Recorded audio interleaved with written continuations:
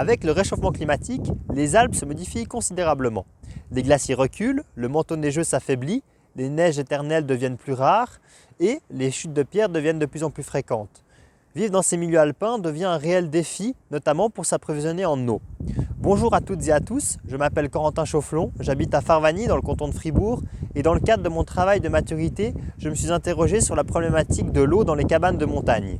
Afin de percevoir les réels enjeux et les réels défis que représente cette ressource pour les établissements alpins, j'ai décidé d'expérimenter le gardiennage. À la cabane Berthold, l'eau est une ressource précieuse et rare qu'il faut donc économiser. En effet, sans eau, la cabane ne peut répondre à sa tâche d'accueil et doit malheureusement fermer. Mais d'où provient cette eau qui alimente la cabane? L'eau de la cabane est issue de la fonte de la neige. Malheureusement, cette ressource est dépendante des conditions météorologiques hivernales pour l'accumulation de la neige et estivales pour la fonte de la neige. Ces dernières années, à plusieurs reprises, l'eau ne coulait plus dans la conduite car le névé avait déjà totalement fondu. À ce moment-là, les gardiens doivent mettre en place des solutions pour garantir la disponibilité de l'eau.